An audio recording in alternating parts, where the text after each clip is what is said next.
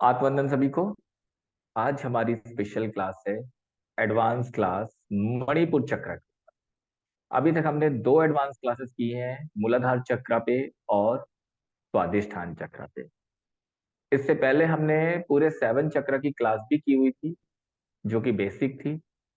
Basic के बाद हमने 7 चक्र पे कॉर्ड कटिंग भी की हुई है, जो कि बेसिक से एडवांस लेवल था, जिसे हमने पूरे 7 चक्रास पे कॉर्ड कटिंग की थी।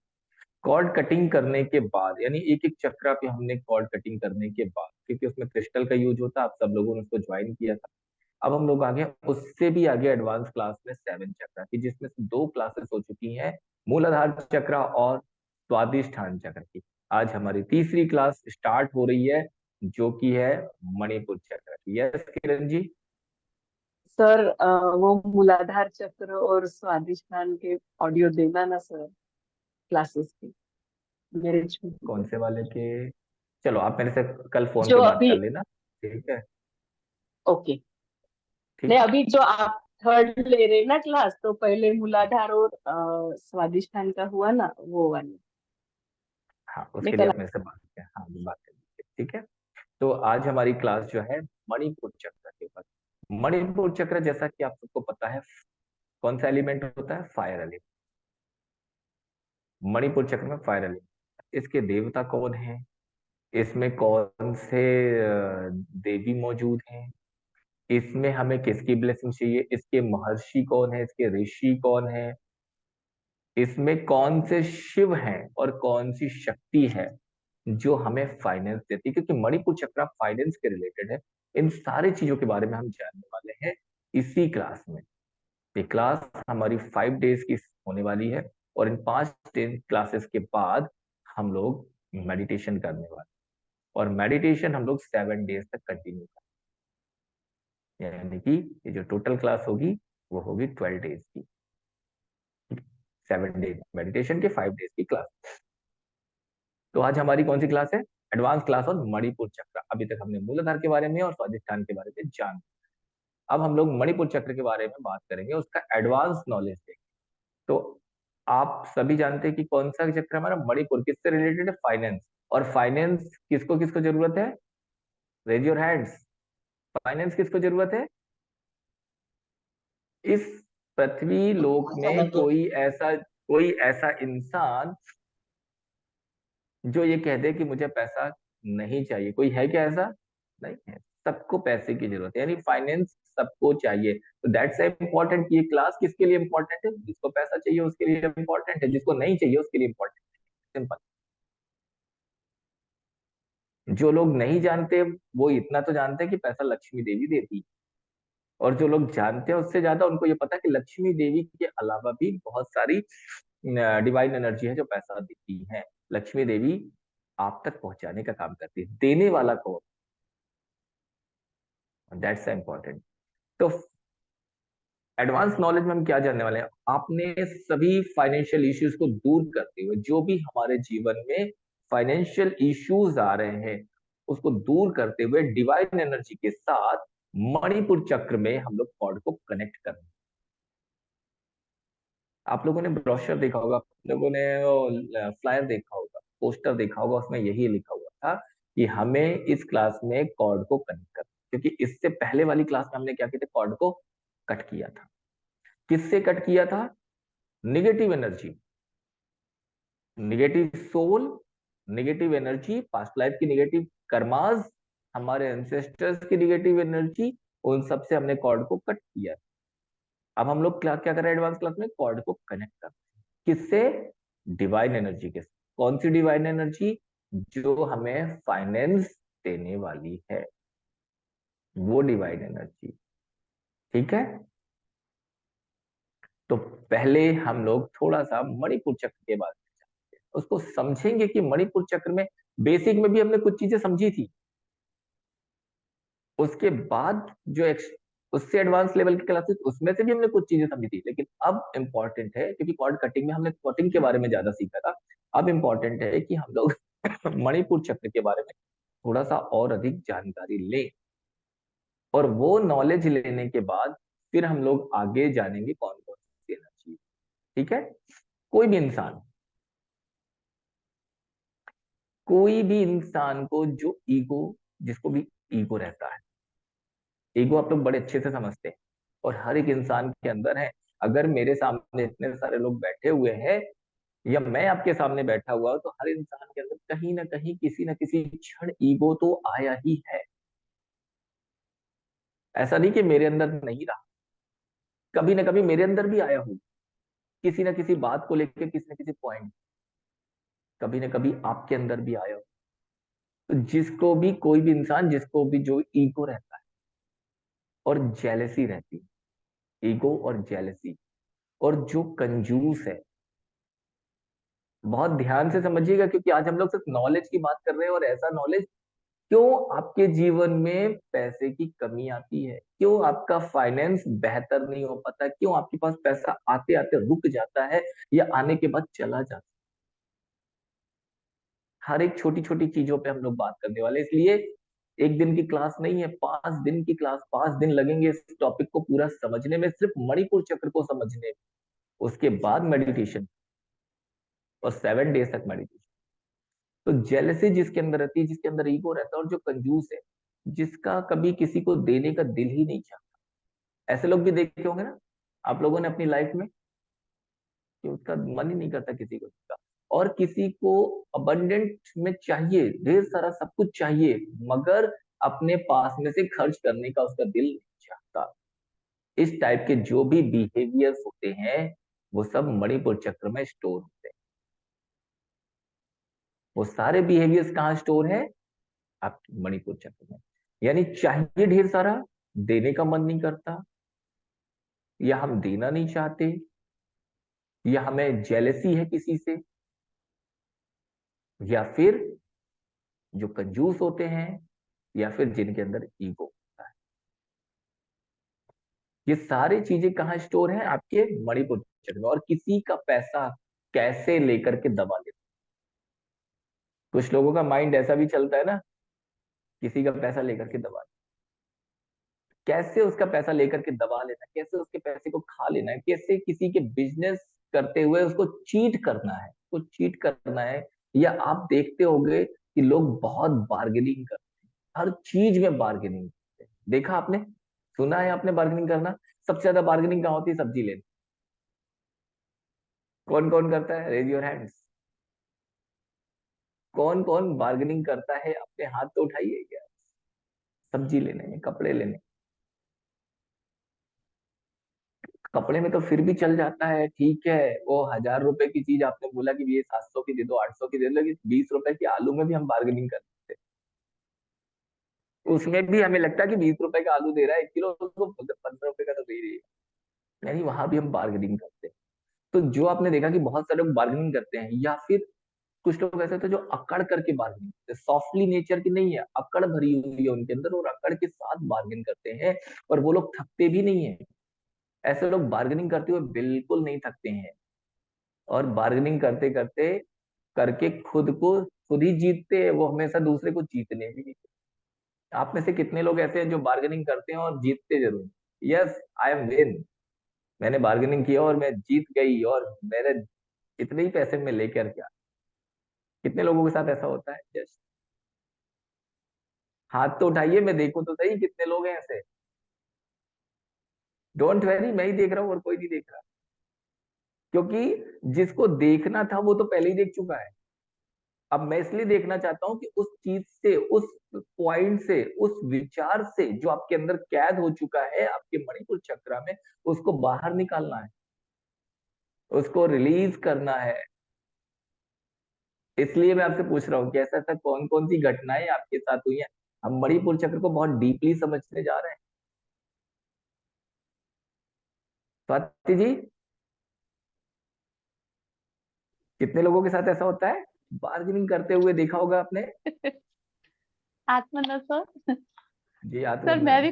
मैं भी खुद करती हूँ बार्गेन, लेकिन एक एक जगह होती है जहाँ लगता है हमें, सब्जी मार्केट में तो नहीं, लेकिन हाँ कुछ जगह मैं भी बार्गेन करती हूँ। और और थोड़ी सी तो है और क्या आदत। हाँ, और क्या होता है, और मार्केट में 500 रुपए की चीज को 50 रुपए से शुरू करते, कुछ ऐसे भी लोग देखे होंगे। मतलब 500 की चीज है, आपके अंदर होगा थोड़ी शराफत होगी, यार ठीक है ना, 500 की ना 400 में कर लेंगे, सीधे 400। कुछ ऐसे भी लोग हैं 500 की चीज को क्या बोलेंगे, सीधे 400 रुपए पे लेकर के जाए, 50 रुपए पे लेकर के चले जाए, सीधे डाउन कर दिया उसको, ले 50 रुपए। उसकी खरीद में 250 रुपए की आई है तो 50 रुपए, है ना। तो ऐसे भी लोग देखे, बार्गेनिंग ही करना है कुछ लोगों की हैबिट बन जाती है। उन लोगों को फील ही नहीं है इस बात की कि नॉर्मल इंसान को तो शर्म आ जाएगी, लेकिन उनको कोई फील नहीं, कुछ भी नहीं होता उनको, बस उनको तो बार्गेनिंग करनी है। ठीक है, पर सर खाली कई पचास कई रुपए जगह तो करना पड़ती है ना, जैसे सूट वगैरह है तो वो डबल रेट करके बता देते हैं। जैसे हम किसी नई जगह पे गए, चलो ये तो हमारा शहर है तो हम फिक्स दुकानों से लेते हैं और हमको उनका पता है कि वो फिक्स रेट है, ठीक है। पर जब हम आउट ऑफ सिटी जाते हैं, वो तो लूटने वाला काम करते हैं ना सर, तब तो बार्गेनिंग करना पड़ती है। एक एक लिमिट में, एक लिमिट में। अब इसको बहुत ध्यान से समझिए कि इस पॉइंट को मैं क्यों लेकर के आया हूँ, क्योंकि ये पॉइंट की वजह से बहुत सारी चीजें हमारे अंदर रह जाती हैं। और वो अगर पॉइंट हमारे अंदर रह गया है तो फिर उसको रिलीज करना जरूरी है। अदरवाइज वो ही विचार हमको फाइनेंस को हमारे जीवन में आने से रोकना शुरू कर देता है। ठीक है, खाली 50 रुपए की बार्गेनिंग करके 450 रुपए में ले लेते हैं एक नॉर्मल इंसान। 500 की चीज को आपने 50 रुपए की बार्गेनिंग की, 450 में ले ली, ये नॉर्मल इंसान, नॉर्मल बार्गेनिंग है। अगर ऐसा कुछ आप कर रहे हो तो भी थोड़ा बहुत चल जाए, लेकिन 500 रुपए की चीज 450 रुपए की बार्गेनिंग करके 50 रुपए में लेना चाह रहे हो आप, तो क्या होगा, है ना। इस चीज को समझिए। तो सब्जी लेते हैं तो ये भी फ्री में डाल दो, वो भी फ्री में डाल दो। 100 रुपए की 50 रुपए की सब्जी ली, उसमें बोले भैया थोड़ी सी धनिया पत्ती डाल देना, थोड़ी सी हरी मिर्ची भी डाल देना। तो फ्री में डालने की जो आदत कई लोगों में ये भी होती है, यस और नो, देखा है ना आपने। मैं ये नहीं कह रहा हूँ आपने किया है, मैं तो आपसे पूछ रहा हूँ, देखा है ना आपने। अच्छा, जिसने किया है वो दोनों हाथ उठा सकते हैं, जिसने देखा है वो एक हाथ। देखा है। 10 रुपए 20 रुपए का सामान फ्री में ले लेते हैं ऐसे लोग, और मानते भी नहीं है जब तक वो सामान को ले नहीं लेते सब्जी वाले से, और पैसे भी कम देते हैं, है ना। तो इस तरह के ये सारे बिहेवियर्स कहाँ होते हैं, हमारे मणिपुर चक्र में। ये सारे बिहेवियर्स हैं जो सब मणिपुर चक्र में। यानी आप 50 रुपए की सब्जी लेने गए हो, उसमें आपने 5 रुपए की हरी मिर्च, 5 रुपए की धनिया उससे फ्री में ले ली, और 50 की जगह उसको 45 ही दे के आ रहे हो, पैसे भी कम दे रहे हैं और सामान भी एक्स्ट्रा लेकर के आ रहे हैं। ये सारे बिहेवियर ये सारे बिहेवियर हमारे मणिपुर चक्र, ब्यूटिशियन से लेकर, अब हम बात करते थोड़ा सा और सब्जी वाले से थोड़ा सा ऊपर, ब्यूटिशियन से लेकर सब्जी वाले से लेकर सब कुछ, कुछ ना कुछ सबसे। आज मैंने 100 रुपए बचा लिए, आज मैंने 50 रुपए बचा लिए, आज 500 रुपए बचा लिए।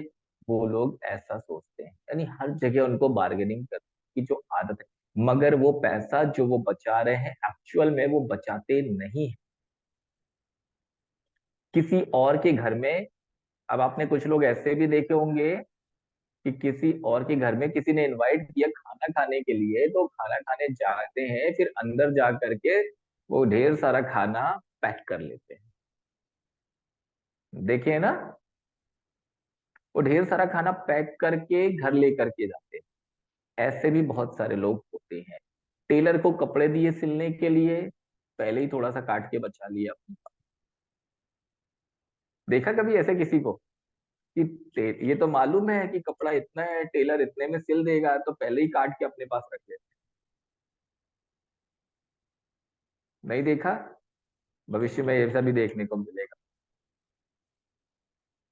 मैंने देखा इसलिए बता रहा हूँ, कई लोग ऐसे होते हैं जो टेलर को कपड़े सिलने के लिए देते तो उसमें से भी कट करके अपने पास रख बचा लेते हैं। इस तरह के जितने भी काम जो लोग करते हैं, हर तरह से, मतलब टेलर की बात कर लें, हम सब्जी वाले की बात कर लें, हम ब्यूटिशियन की बात कर लें, किसी भी फील्ड में हम बात कर लें, तो यह सब चीजें कहाँ है, आपके मणिपुर चक्र से रिलेटेड है, आपके मणिपुर चक्र में स्टोर है। फिर ये निगेटिविटी को अट्रैक्ट करते हैं, यही वो थॉट्स हैं, यही वो पैटर्न्स हैं जो निगेटिव एनर्जी को अट्रैक्ट करते हैं। ये सोच है उन लोगों की। कि मैं ऐसा करूंगी या मैं ऐसा करूंगा तो मेरे पास पैसा बचेगा, या कोई चीज मेरे पास बचेगी जिससे मेरे खुद के पॉकेट में पैसे खर्च नहीं होंगे। खाना खाने गए हैं, खाना पैक करके लेकर के आ गए हैं, बुलाया एक को था, घर वालों के लिए लेकर के आ गए, और घर वालों के लिए लेकर के तो आए, ठीक है, इतना लेकर के आ गए कि अगले दिन भी हम खा लेंगे, एक दिन का खाना। कई जगह ऐसे लोग देखने को मिलते। यानी अपना पैसा सेव करना, अपनी चीजें सेव करना, अपनी चीजें खर्च ना करना, और दूसरों की चीजों को बार्गेन करना, उसको कम देना, उससे ज्यादा सामान ले लेना, बहुत सारी चीजें, सब कुछ आपके मणिपुर चक्र से रिलेटेड है। ये सारे थॉट्स, सारे विचार, ये फिर निगेटिव एनर्जी को अट्रैक्ट करना चाहते हैं, ठीक है। और ऐसा जो लोग सोच रहे हैं कि मैं ऐसा करूंगा या मैं ऐसा करूंगी तो मैं आराम से जी सकती हूँ, वो लोग ऐसा सोचते हैं, जो कि सच नहीं है। ये सच नहीं है कि वो ऐसा करने से आराम से जी सकते हैं। कभी भी जो इंफॉर्मेशन एक जगह से दूसरी जगह ट्रांसफर होती है, कोई एक इंफॉर्मेशन है जो एक जगह से दूसरी जगह ट्रांसफर होती है, उसमें तीन तरीके होते हैं, थ्री वेज, मीन्स तीन रास्ते हैं, तीन तरीके हैं उसके। एक, मैंने जो आपको बोल दिया। दूसरा, सेकंड क्या है, मैंने जो मैंने आपसे बोला था वो आपने क्या समझा, जो मैंने आपसे बोला था वो आपने क्या समझा, और इस चीज को आपने कितना एक्सपीरियंस, कितना नॉलेज, उतना ही समझोगे जो मैंने आपसे बोला था। एक तो जो मैंने आपको बोल दिया, दूसरा क्या है कि जो मैंने आपको बोला था उसको आपने क्या समझा, कितना समझा। तो जो मैंने बोला उस चीज को आप कितना समझोगे, जितना आपका एक्सपीरियंस, जितना आपका नॉलेज, आपके समझ में सिर्फ उतना ही आएगा। और तीसरा, जो सच है। तीन ही रास्ते हैं, तीन ही तरीके हैं एक इंफॉर्मेशन को ट्रांसफर होने के दूसरी जगह पर। यानी एक इंफॉर्मेशन है जो मैं आपको दे रहा हूं, तीन तरीके हैं जो मैंने आपको बोला। दूसरा, जो मैंने बोला आपने कितना समझा, तो आपका जो नॉलेज, आपके पास जो एक्सपीरियंस है, उसके अकॉर्डिंग आपको चीजें समझी। और तीसरा, जो सच। ठीक है, ये तीन ही वेराइटी होती है। तो हमें किस पर जाना चाहिए, जो सच है उस पर हमें जाना है। इसलिए बड़े बड़े गुरुओं ने, बड़े बड़े संतों ने यह भी कहा है कि no comment and no judgement. इस पॉइंट को बहुत अच्छे से समझेंगे अभी। No comment and no judgement. मैंने कमेंट किया, आपने जजमेंट कर, किसी के ऊपर मैंने कमेंट किया, फॉर एग्जाम्पल, अरे यार, इस इंसान ने ऐसा कर, ये इंसान तो ऐसा है, अच्छा इसका मतलब, आपने क्या जजमेंट किया, इसका मतलब ये कंजूस आदमी है, आपने जजमेंट कर, ये गलत आदमी है, आपने जजमेंट कर लिया। मगर सच कुछ और हो सकता है। Got it? समझ में आ रहा है कि मैंने क्या बोला और आपने क्या समझा। मैंने एक आदमी के ऊपर कमेंट किया कि अरे यार ये तो पैसे खर्च ही नहीं करता है, जब देखो जब दूसरे से ही करवाता है। आपने क्या समझा, अच्छा इसका मतलब ये कंजूस है। आपने जजमेंट कर, आपने उतना ही समझा जितना आपका एक्सपीरियंस कहता है। लेकिन तीसरा एक तरीका क्या है, जो सच है। हो सकता है ये दोनों बातें सच हो, सच कुछ तीसरा हो। तो एक इंफॉर्मेशन को दूसरी जगह ट्रांसफर होने के लिए तीन ही तरीके होते हैं, ठीक है। मगर सच कुछ और हो सकता है, इसलिए कमेंट भी कभी किसी पर, आपका किया गया कमेंट भी आपके जीवन में नेगेटिव एनर्जी क्रिएट, कैसे, वो भी हम लोग अभी जानेंगे, ठीक है। तो सच कुछ और हो सकता है, इसलिए कमेंट भी मत करना और जजमेंट भी मत, दोनों चीजें जो जैसा चल रहा है वैसा। और आप कमेंट करने की वजह, आपने जो उस व्यक्ति की तरफ, उस व्यक्ति के व्यक्तित्व की तरफ जो कमेंट करने की वजह से उस व्यक्ति की व्यक्तित्व की तरफ जो आप देख रहे हो, उसका दृष्टिकोण आपने आपका बदल गया। देख, पहले उस व्यक्ति को आप किसी और दृष्टिकोण से देख रहे थे, आज आप उस व्यक्ति को किसी और दृष्टिकोण से देख रहे हैं। तो आपका उस कमेंट की वजह से आपका देखने का नजरिया, आपका दृष्टिकोण बदल गया। ओके, समझ में आया? चलो एक और बार इसको बेहतर तरीके से, अगर ये बात आपको समझ में आ गई तो आपको हर चीज दुनिया में फिर अच्छी लगने लगी। इसलिए इसको बहुत अच्छे से, बहुत प्यारा लगने लगे। ठीक है, हर चीज अच्छी लगने लगेगी, हर चीज प्यारी लगेगी। हर इंसान को आप प्यार कर सकते हो, हर इंसान बहुत प्यारा लगे। ये क्या है? ये मेरा फोन है, सबको दिख रहा है। मेरा बहुत ही बढ़िया, बहुत ही अच्छा सा, बहुत ही प्यारा सा फोन है, बहुत सालों से मेरे साथ है। मेरी गुड़िया ने कई बार फेंका, टूट गया, लेकिन फिर भी मेरे साथ रहता है। मैं इस फोन के माध्यम से हजारों रुपए कमाता हूँ। कई और भी लोग हैं जो फोन के द्वारा ऑनलाइन बिजनेस करते हैं और फोन के माध्यम से लाखों रुपए भी कमाते हैं। इसलिए मैं अगर इस फोन से पैसे कमाता हूं तो ये फोन मुझे बहुत प्यारा है। I love this. और रात को जब मैं सोता हूं उससे पहले मैं इस फोन के ऊपर गोमती चक्र भी रखता हूं। जो बात थोड़ी देर पहले अभी हमने कही थी उसको मैं समझाने का प्रयास करूं एग्जाम्पल दे करके, बहुत ध्यान से समझिए। कैसे हमारा दृष्टिकोण बदलता है और उस दृष्टिकोण की वजह से जो एंगल होते हैं वो कैसे चेंज होते हैं और कैसे हम अपना खुद के पैरों पे कुल्हाड़ी मारते हैं। ठीक है, तो ये फोन मुझे बहुत प्यारा है। क्यों प्यारा है? क्योंकि मैं इससे पैसे कमाता हूँ। तो मैं इसको बहुत हिफाजत से रखता हूँ, बहुत अच्छे से रखता हूँ। मैं रात को सोते समय इसके ऊपर गोमती चक्र भी रखता हूँ। और कभी कभी मेरा मन होता है तो बढ़िया बिस्लरी की बोतल लाता हूँ, दो चार ड्रॉप इसमें डालता हूँ और उसको क्लीनिंग भी करता हूँ बिस्लरी से। सादे पानी से कौन करना, ये इसी फोन से तो पैसे आते हैं। ठीक है, और यह नीचे ना गिरे इसलिए बहुत हिफाजत से भी रखता हूँ। I love my phone. और आप भी अपने फोन से मान लीजिए ऐसे ही प्यार, ऐसे ही पैसे कमाते हैं, मगर यही फोन लेकर आपका बेटा एग्जाम में फेल हो गया। यही फोन लेकर आपका बेटा एग्जाम में फेल हो गया, पढ़ाई नहीं कर रहा, सारे गंदे काम कर रहा, तो ये फोन फिर कैसा लगेगा आपको? Just think about it. ये फोन कैसा लगेगा आपको?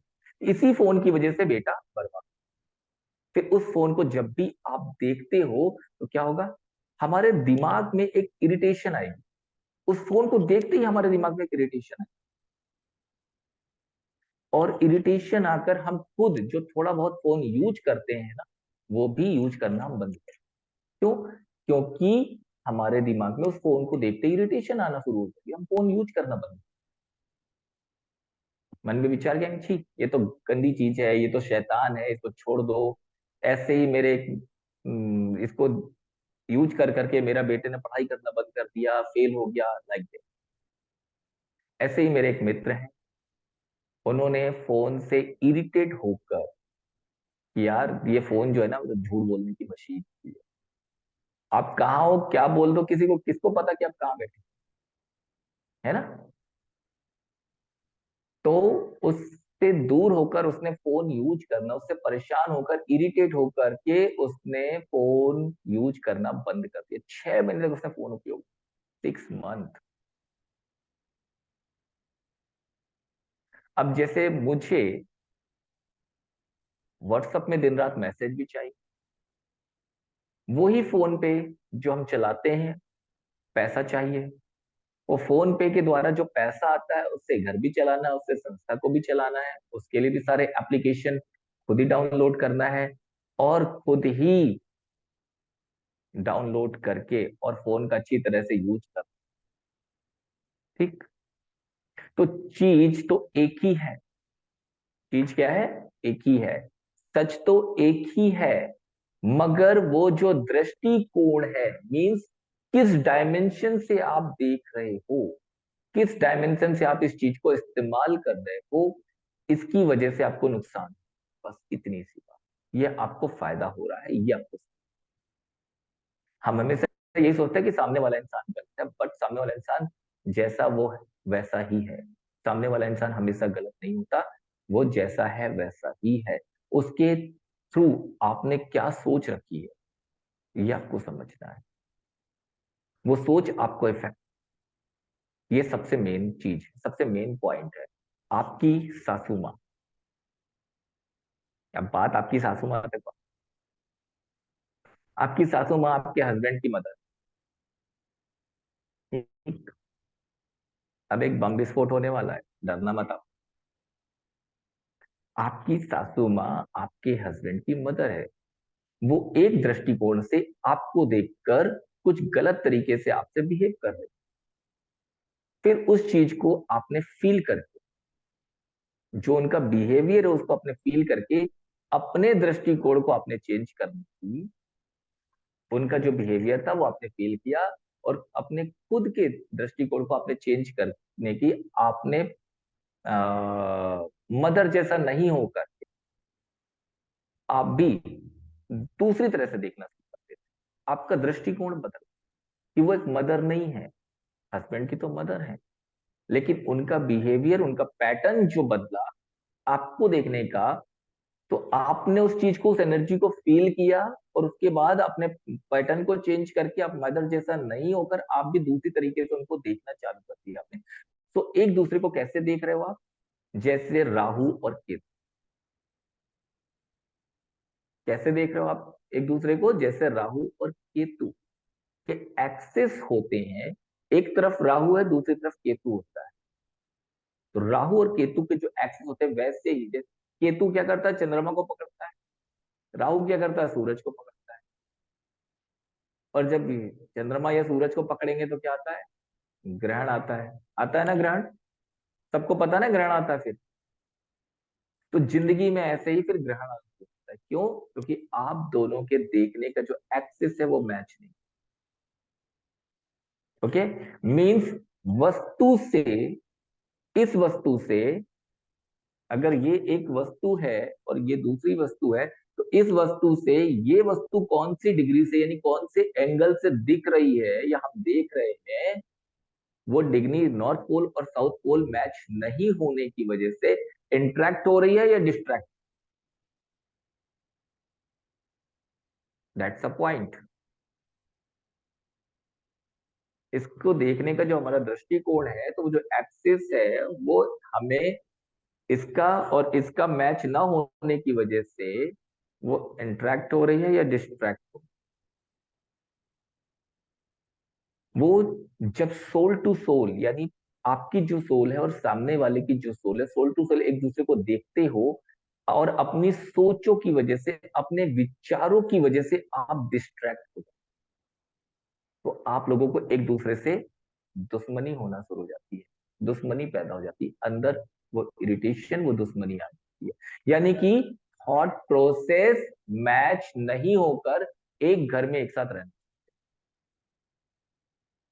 सिंपल थॉट प्रोसेस ही मैच नहीं, और कुछ नहीं था। मगर फिर भी आपका एक्सिस एंगल सूट नहीं होकर आप एक दूसरे से डिस्ट्रैक्ट हो जाते हो। अब जैसे एक करंट की वायर, इलेक्ट्रिसिटी वायर जो होती है ना, एक साथ जोड़ दें, दोनों एक ही पोल हैं, ये और ये, अब दोनों को एक साथ लाके जोड़ दे तो क्या हो जाएगा? हम, ऐसा ही कुछ होगा ना।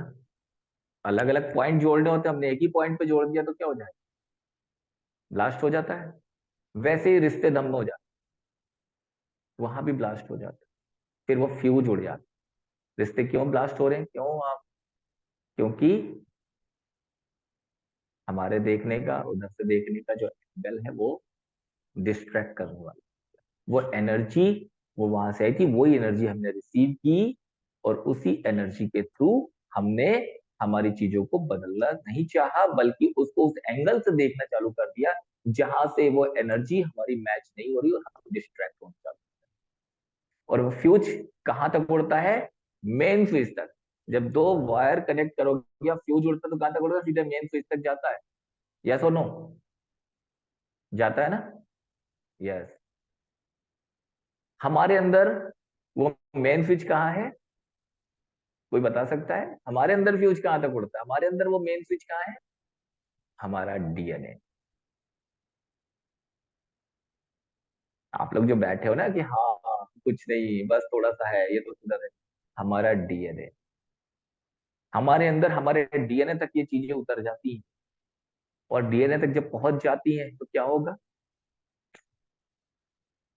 फिर वो डीएनए आपकी नेक्स्ट जनरेशन, फिर आपकी next to next to next to next generation में वो डीएनए जाता है।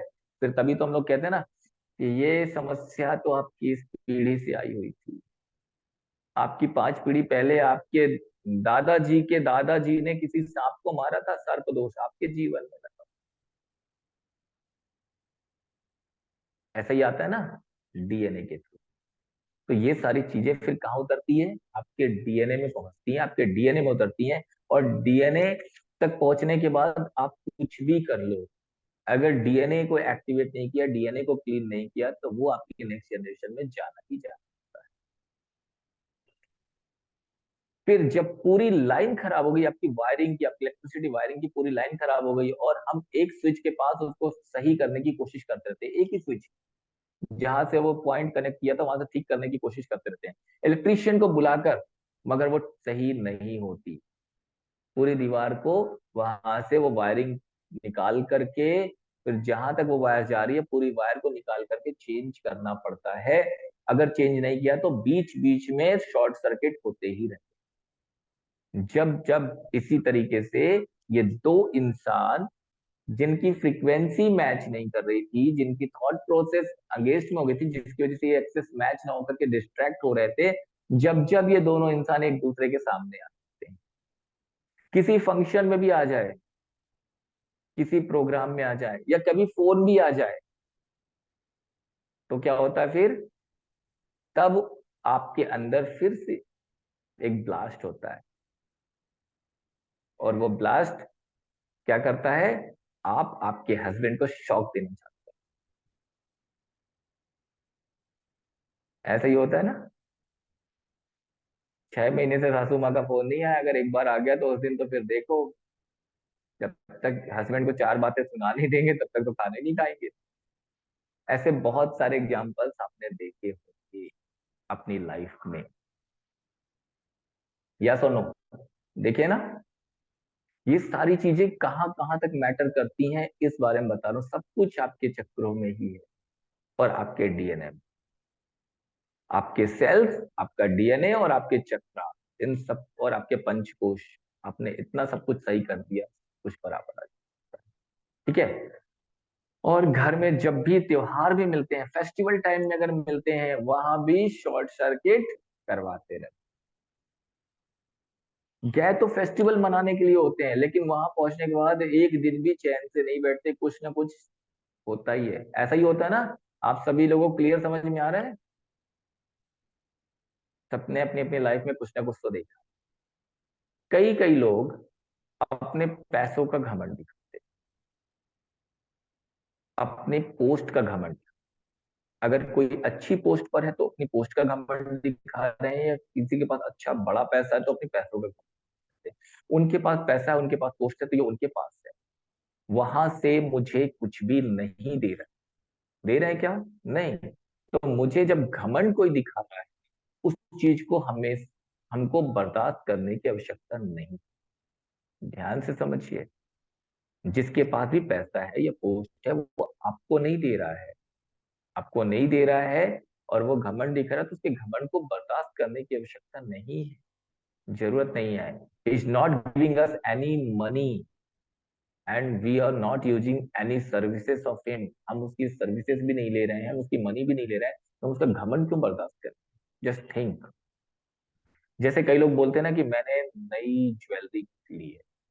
अब खासतौर पे ऐसी आदतें होती हैं कुछ लोगों की, जो नया सामान लेकर के आती हैं, फिर 4-6 महिलाएं जब बैठती हैं, मित्र मंडली होती है, तो फिर आपस में बातें भी होती है। देखो मैंने नई ज्वेलरी, अच्छा मैंने ये वाली ली है, फिर किसी ने ये वाली गले में वो नेकलेस लिया हुआ है, फिर किसी ने बोल दिया मैंने देखो नई कार ली हुई है, कई लोग प्राइस टैग की बात, प्राइस टैग कैसे, अरे 25 लाख की गाड़ी तो यूं ही घर के साथ पड़ी। यानी जब तक बता नहीं देंगे तब तक चैन नहीं मिलता उनको। ठीक है। अरे 10 तोला गोल्ड तो मैंने लॉकर में ऐसे ही रखा हुआ है, और क्या क्या है मुझे खुद को ही नहीं पता। अरे यार वो साड़ी ना फीकी फीकी सी लग रही है, 5,000 रुपए की, मगर उसका कलर ही अच्छा नहीं।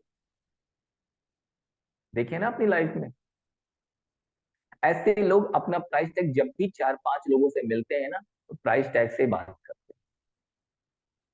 तो उसको भी यही मणिपुर चक्र की प्रॉब्लम, यहीं से शुरुआत है, सब कुछ यहीं से है। इसलिए मैंने कहा था कि पहले हम लोग मणिपुर चक्र को डीपली समझेंगे। एडवांस क्लास का मतलब यही है ना कि पहले हम उसको अंदर तक जानेंगे कि कहाँ कहाँ कौन कौन सी चीज से कनेक्टेड है हम, तब तो बाहर निकालेंगे, तब तो अपने आप को हम बदल पाएंगे। अदरवाइज हम ऊपर ऊपर से तो जान गए थे बहुत पहले ही कि मणिपुर चक्र पैसा देता है, लेकिन आज तक वो पैसा आ नहीं रहा है, क्योंकि अभी अंदर से तो हम भरे बैठे हुए हैं। ऊपर से हमने खुद को साफ कर लिया, जैसे हम लोग रोज नहा लेते हैं ना, वैसे ही ऊपर से तो हमने खुद को साफ कर लिया है, लेकिन अंदर से जो हम जन्मों का कचरा लेकर के और सोच विचार लेकर के बैठे हैं, वो हमने साफ नहीं किया है। फिर हम लोग परेशान क्यों नहीं होंगे अपने जीवन में, हर तरह से हो, चाहे वो रिलेशनशिप के लिए हो, चाहे वो पैसे के लिए। तो ये सारी समस्याएं कहाँ से हैं, आपके मणिपुर चक्र से ही ये सारी प्रॉब्लम। तो वो प्राइस टैग से जो बात करते हैं, तो आप अपनी अभी पर्सनल के लिए नहीं, बल्कि एक एक व्यक्ति धीरे धीरे, जब आप लोग आगे एडवांस एडवांस एडवांस करके, मान लीजिए कभी आप में से कोई ऐसा है जो हीलर बन जाए, जो ये सारा काम करने लगे, लोगों की हेल्प करने लगे, मेडिटेशन करने, अभी आप खुद के लिए कर जो दूसरों के लिए करने के लिए, तो कई तरीके के लोग आपके पास भी हैं, अलग अलग तरह के, डिफरेंट डिफरेंट है। जैसे अभी मेरे पास भी बहुत सारे तरह के लोग आते हैं। इसलिए इन चीजों को आप प्रॉपर तरीके से समझ लीजिए।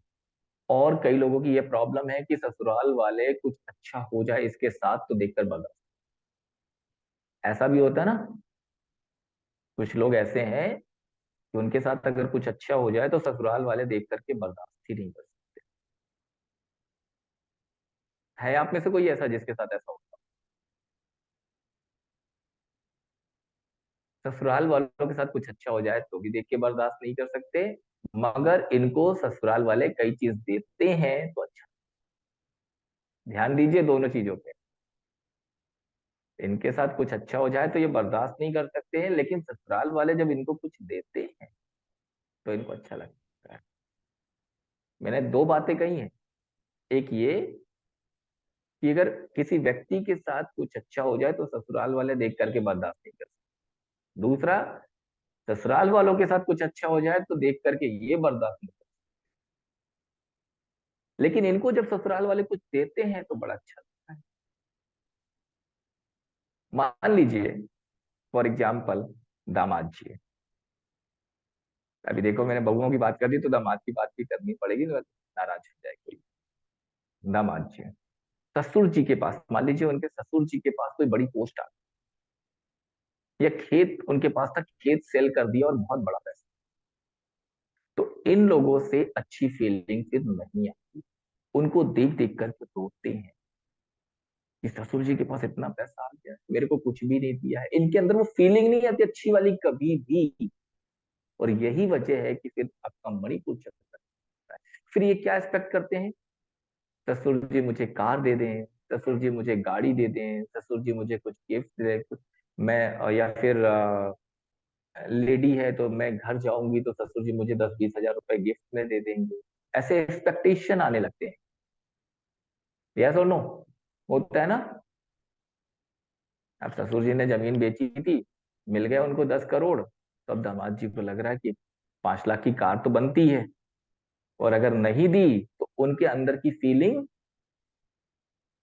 खराब हो गई, उनके विचार खराब हो गए। अगर बहू है, क्या लगा, रहती तो साथ में या अलग रहती है। ससुर जी ने खेत बेचा था, मैं घर गई थी, मेरे को 10 हजार भी नहीं, फीलिंग खराब हो गई। अच्छा हुआ तो अच्छी फीलिंग नहीं आई, बल्कि मिलने की उम्मीद रखती है, और नहीं मिला तो और ज्यादा फीलिंग।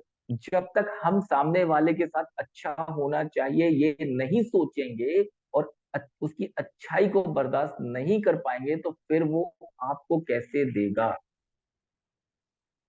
जस्ट थिंक, सामने वाला पर्सन, उसके साथ हमेशा अच्छा होना चाहिए, आपके अंदर ये विचार नहीं आएंगे, आप ऐसा नहीं सोचोगे, तो वो आपको क्यों देगा? किसी से भी आप एक्सपेक्ट करते हो कुछ भी चीज, सबसे पहले उसके लिए प्रेयर करना स्टार्ट, उस व्यक्ति के साथ अच्छा होना चाहिए। यदि उसकी सक्सेस आपसे हजम नहीं होती है, तो आपको लाइफ में क्या चाहिए वो आप खुद ही कमा। फिर उस व्यक्ति से एक्सपेक्ट मत। अगर आप किसी से एक्सपेक्ट कर रहे हो, तो आप उसके लिए प्रेयर करना शुरू करो कि उसकी सक्सेस के लिए, उसकी अच्छाई के लिए, उसके साथ हमेशा अच्छा हो, उसके पास और ज्यादा आए। लेकिन आप क्या कर रहे हो? आप हमेशा रो रहे हो उसके लिए, अच्छी प्रेयर भी नहीं कर सकते हो, उसको आप कर्स कर रहे हो, उससे उसकी आ, अच्छाई से, उसकी पॉजिटिव एनर्जी से आप दुखी हो रहे हो, नेगेटिव एनर्जी क्रिएट कर रहे हो, तो वो आपको नहीं देने वाला, आपको नहीं मिलने वाला। तो दूसरा तरीका क्या है? फिर आप खुद ही मांगो, मत मांगो। एक एग्जांपल देता हूं, मान लीजिए एक लेडी जब भी उसको पैसा चाहिए वो अपनी सिस्टर के पास पहुंच जाती है, अपनी बहन को फोन करके पैसा, मगर बहन की तरक्की देखकर उसको जलन होती है। जस्ट थिंक, एक लेडी जब भी उसको किसी चीज की आवश्यकता है, पैसों की जरूरत है, अपनी बहन को फोन करती है, और अपनी बहन को फोन करके मंगा लेती है। लेकिन अपनी बहन की तरक्की देख करके उसको जलन होती है, उसकी तरक्की के लिए कभी प्रेयर नहीं करती, जलन होती है, जेलसी की भावना है। Got it? आया समझ में? चाहिए तो हमें उसकी सक्सेस के लिए, उसकी अच्छाई के लिए प्रेयर करना होगा, तो हमें और ज्यादा ही मिलेगा। हम प्रेयर भी नहीं करना चाहते, हम लेना भी चाहते हैं तो नहीं मिलता। इसको कोई परेशानी आती है तो सबसे पहले भागकर अपनी सिस्टर के पास जाती है, मगर सिस्टर अपने हस्बैंड के साथ अच्छे से रहती है तो उसको देखा नहीं जाता है। ये कई लोगों की मेन प्रॉब्लम है। आपको परेशानी आती है तो जो इंसान या जो फैमिली आपको प्रोटेक्ट कर रहे हैं वो फैमिली अच्छी रहनी चाहिए, वो इंसान अच्छा रहना चाहिए। ये सोच, ये सोच ही नहीं सकता इंसान। मानते हो आप मेरी बात को, कि वो इंसान ये सोच सोच ही नहीं सकता है कि जो फैमिली या जो इंसान आपको प्रोटेक्ट कर रहा है, आपकी हेल्प कर रहा है, उसके साथ अच्छा होना चाहिए, वो हमेशा अच्छा रहना चाहिए, उसकी फैमिली अच्छी रहनी चाहिए। ऐसी सोच इंसान के अंदर नहीं आती है, ये सोच इंसान सोच ही नहीं सकता है। ओके, तो ये प्रॉब्लम कहाँ रहती है? आपके मणिपुर। अब आप मुझे बताओ, अभी तो मैंने एक एक दिन की क्लास भी पूरी नहीं हुई है, लेकिन आप विचार करो, इनमें से कितनी सारी चीजें आपके अंदर पहले रही हैं, और हो सकता है इस जन्म में ना रही हो, किसी और जन्म में रही। वही स्ट्रगल चल रहा है आपकी लाइफ में, वही चीजों की वजह से आप परेशान हो अपनी लाइफ। क्यों रिलेशनशिप खराब होते हैं, क्यों फाइनेंस नहीं आता है, उसकी वजह है जिसने आपकी हेल्प की उसके बारे में अच्छे विचार ही नहीं है। और कई लोगों को इंडाइजेशन की प्रॉब्लम। इंडाइजेशन मतलब अपचन, सिंपल है, कहने को बहुत आसान चीज है। इनडाइजेशन मतलब खाना नहीं पचता, अगर हम नॉर्मल भाषा में कहें, लेकिन यहाँ पर इस इनडाइजेशन का मतलब कुछ और है। कुछ मीन्स कुछ लोगों को देख करके हजम नहीं, आप किसी की तरक्की देख करके हजम नहीं कर पा रहे हो, किसी की सक्सेस देख करके आप हजम नहीं कर पा रहे हो, तो लोगों को देखकर हजम नहीं होता है, तो उन लोगों को फिर क्या होगा? इंडाइजेशन की प्रॉब्लम। आपने कई बार देखा भी है, सुना भी है, अरे यार वो इतनी जल्दी ऊपर बढ़ गया, इतनी जल्दी सक्सेस हो गया। अभी कुछ दिन पहले की बात थी, 15,000 की नौकरी करता था, आज वो कार से घूमता है, 25 लाख की तो गाड़ी हो गई है, 2 करोड़ का बंगला ले लिया उसने एक साल के अंदर सब कर लिया, बात कुछ हजम नहीं। सर ये तो जनरली सबके ही साथ होता है। इसीलिए तो सर ये मणिपुर चक्र सबका खराब होता है, फिर पैसे के लिए हर व्यक्ति रोता जी। लेकिन सर प्रार्थना भी, जैसे अपन किसी के लिए, जैसे आपने कहा कि प्रार्थना करिए, लेकिन रिजल्ट तो वही है। का वही रहा था फिर। प्रार्थना सर ऐसे नहीं करनी। जी। प्रार्थना का मतलब जो बात मैंने अभी कही ना, ऐसे विचार मन में नहीं लाने। आप उसकी अच्छाई के लिए, अगर आपने किसी को देखा कि ये व्यक्ति अच्छा चढ़ बढ़ रहा है, आगे बढ़ रहा है, काम अच्छा कर रहा है, सक्सेस हो रहा है, तो आप भगवान से प्रार्थना कीजिए कि ये व्यक्ति और आगे बढ़े, और मेरे जी। जीवन में भी ऐसे ही रास्ते खुलने चाहिए, इसका आशीर्वाद भी मुझे। अच्छा अच्छा अच्छा। प्रार्थना गलत हो रही। यस। हाँ। ठीक है। चलिए, तो हम लोग आगे की बात करते हैं। उन लोगों को देखकर क्या होता है, हजम नहीं होता। ऐसे लोगों को फिर क्या, इंडाइजेशन की प्रॉब्लम कब आता है? इनको किसी की अच्छाई देखकर डाइजेस्ट ही नहीं हुआ, इसके साथ ऐसा ही हुआ, मैंने एक्सपेक्ट ही नहीं किया, मेरा हार्ट ब्लॉक हो गया, मेरा गला चोक हो गया। ऐसे डायलॉग बहुत सारे लोग बोलते हैं, फिर आपने ऐसा कुछ सुना हुआ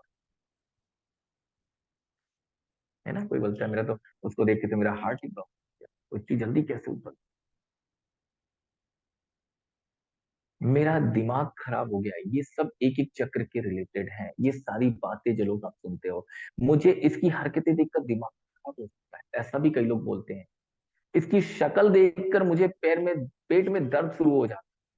होता है ना, कोई बोलता है अरे यार इसकी शक्ल देख लो, पेट में दर्द शुरू हो जाता है। मुझे इसको देखकर वोमिट आना शुरू हो जाती है। इसकी हरकतें मेरे को बर्दाश्त ही नहीं होती हैं। ऐसे ही बात करते हैं ना हम। यस और नो? ये एक एक चक्र के रिलेटेड सिम्टम्स हैं। फिर आपके सामने जो सिचुएशन हुई है, हमने किस चक्र के अंदर वो सिचुएशन लिया है, फिर उस टाइप की ही फीलिंग हमारे अंदर। ओके। जैसे हम किसी को बोलते हैं ना कि मुझे हजम नहीं, इसका मतलब आपकी सिचुएशन, जो आपके सामने जो घटना घटित हुई थी, जो सिचुएशन आई थी, वो आपने आपके मणिपुर चक्र में देखा। तो इंडाइजेशन की समस्या है। फिर हमको खाना डाइजेस्ट होना धीरे धीरे, तो ये सारे क्या है, सोच। कहां से शुरू हुआ? विचारों से। कर्म कहां से बनने शुरू हुए सबसे पहले? विचारों से।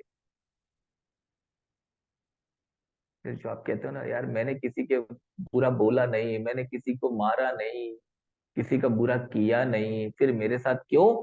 सोच तो आपने रखी थी, पहला कर्म तो आपने वही से किया। फिर बोलने का आता है और फिर मारने का आता है। ठीक है। तो ये सारी सोच है, फीलिंग है, वहां कुछ हुआ ही नहीं फिजिकली, वहां किसी ने आपको टच भी नहीं किया, किसी ने भी आपके 10 रुपए भी किसी ने आपके नहीं लिए हैं। खाली आपने जो सिचुएशन आपके सामने हो रही है, उसको देखकर आपने फील कर लिया, उसको देखकर आपने सोच लिया है, उसको आपने अपना लिया है अपने भीतर, अपनी दृष्टि बना ली है, उस सिचुएशन से आपने एक एक्सिस बना ली है। फिर उसके रिलेटेड जो भी इंसान आपके सामने आता है, तो आप अपनी डायमेंशन से उसी एक्सिस से उसको देखते हो, जो एक्सिस आपने बनाई है। और जब उस एक्सिस से आप दूसरे को देखोगे, तो वो इंट्रैक्शन की वजह क्या होगा?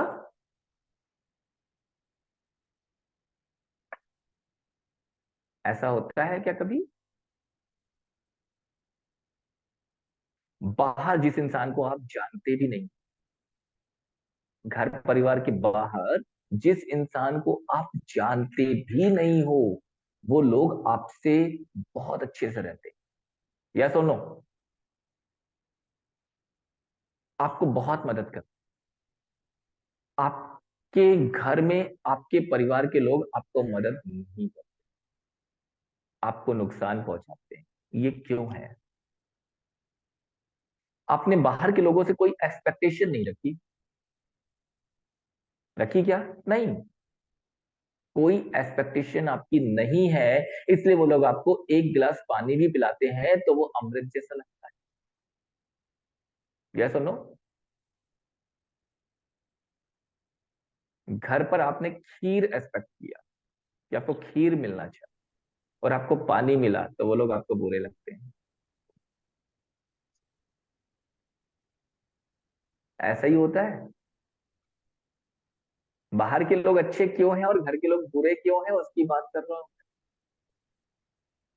कि बाहर के लोग, आपने उनसे कोई एक्सपेक्टेशन नहीं रखी, उन्होंने एक गिलास पानी भी पिला दिया तो आपको अमृत जैसा प्रतीत हो गया। और घर के लोगों से आपने एक्सपेक्ट किया था कि आपको खीर मिलनी चाहिए, लेकिन जब आप घर आए तो आपको एक गिलास पानी मिल गया और आपको वो लोग बुरे लग गए। कोई भी आता है तो हर इंसान पहले पानी ही देता है। बाहर वाले ने भी आपको पानी ही दिया था, घर में आने वाले घर वालों ने भी पहले पानी ही दिया था आपको। खीर सामने लेकर के कोई नहीं। मगर आप घर में सोच कर गए थे कि मैं वहां जा रहा हूं, मुझे ये मिलना चाहिए, मुझे वो मिलना चाहिए, रेस्पेक्ट मिलना चाहिए, ये सब आपने सोच रखा। फिर आपने एक बार ये सोचा और आपको नहीं मिला, वो सोच को बार बार सोचकर आपने अपने पास नहीं रखा। आपने सोचा आपको नहीं मिला, आपने सोचा आपको नहीं मिला, फिर उसको परमानेंट आप सोच सोच के अपने पास ही उस विचार को आपने किया, सोच को आपने अपने पास किया। फिर वो सोच आपके डीएनए तक आपके पैटर्न्स आपने चेंज कर लिए, आपने अपने डीएनए के पैटर्न्स चेंज कर लिए, और आपका जीन्स नेक्स्ट जनरेशन में किसी को भी आता है, फिर वो व्यक्ति उस रिलेशन से दोबारा फाइट करता है जिस रिलेशन से आप फाइट कर रहे थे।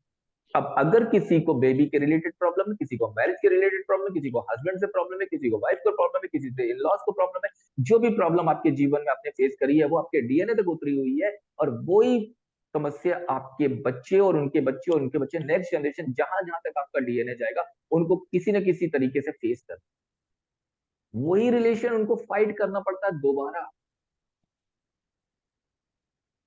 Got the point? तो जब तक सामने वाला आपको चाटा नहीं, आपको चाकू छुरी अंदर नहीं घुसा रहा है, कोई भी आपसे अलमारी खोलकर आपका सोना चांदी छीन करके नहीं ले जा रहा, वो इंसान सही है। अगर कोई आपको मार रहा है, कोई आपको पीट रहा है, कोई चाकू मार रहा है, कोई आपका तिजोरी खोल करके आपका सोना चांदी लूट कर ले जा, वो बुरा है। लेकिन जब तक ये कोई नहीं कर रहा, चाहे घर का हो या बाहर का, वो इंसान बुरा नहीं। ओके? किसी इंसान ने एक बात कह दिया तो आपकी जाने वाली चीज कुछ भी नहीं। गई क्या कोई चीज? कोई बात आपकी ऐसी कोई चीज थी जो चली गई हो किसी की एक बात कहने से? नहीं गई है। वो आप एक मूड बनाकर उस पर आप दृष्टि को वहां रोकना, वरना वो दृष्टिकोण जो बनेगा, वो एक्सेस जो जनरेट होगी, वो सोच विचार जो आएंगे, वो आपके डीएनए तक जाएंगे। अगर आपने अपने माइंड को वहां रोक लिया, फिर वो वैसा ही रह जाता, फिर आपको, आप जो वहां अटक जाते हो, और जहां पर आप अटक गए, फिर भगवान को आप प्रेयर करो तो भगवान बाहर निकाल, क्या होगा? भगवान को आप प्रेयर करो तो भगवान बाहर नहीं निकाल सकता है। हे भगवान बाहर निकाल दो, हे भगवान बाहर निकाल दो, भगवान कैसे निकाल देगा?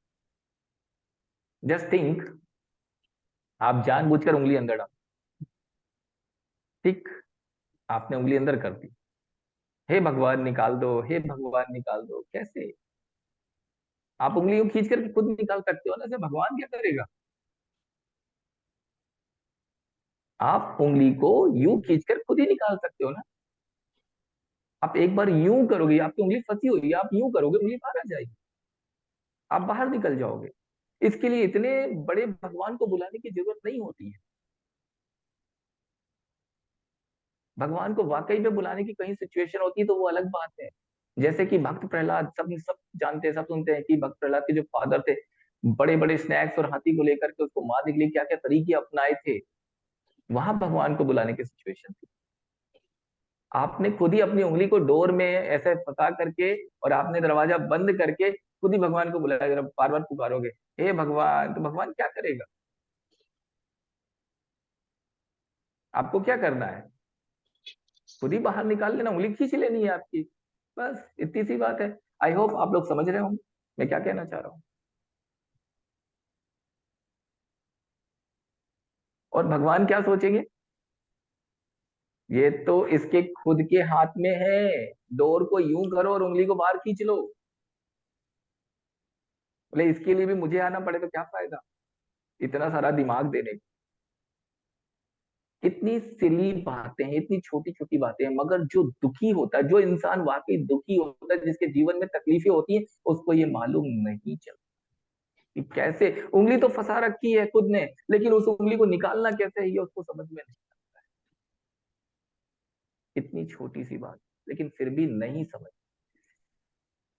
ये आप लोग अपनी लाइफ की बहुत बड़ी बड़ी बात समझकर जब भी दो लोग मिलते हैं तो दूसरों की बुराई ही करना, फिर वहां इस टाइप के डिस्कशन करना, और फिर अपने दिमाग को वहीं रोकना स्टार्ट।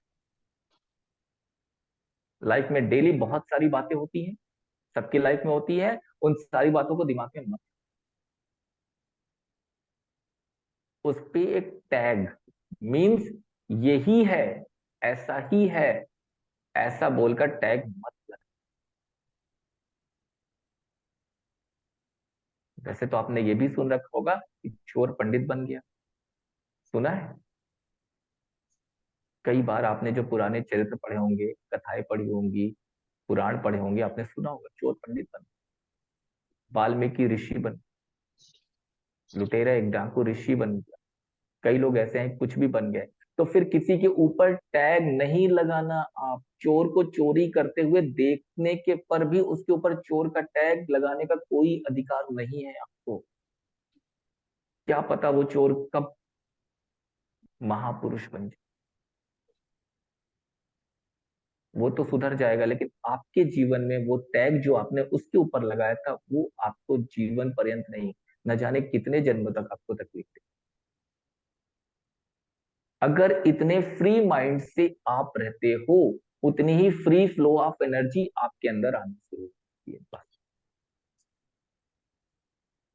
अभी आप परेशान क्यों हो, आपके अंदर वो फ्री फ्लो ऑफ एनर्जी नहीं आ रही है, रुकी हुई है वो ब्लेसिंग, वो एनर्जी। आप चाह रहे हो, बैठे हुए मेडिटेशन कर रहे हो, मेरे अंदर ये एनर्जी है, फाइनेंस की एनर्जी है, नहीं आ रही, क्यों नहीं आ रही है, रुकी हुई है। आप फ्री होकर के बैठ ही नहीं रहे हो, आपके माइंड में तो बहुत सारी चीजें चल रही है और आपके अंदर पहले ही बहुत कुछ।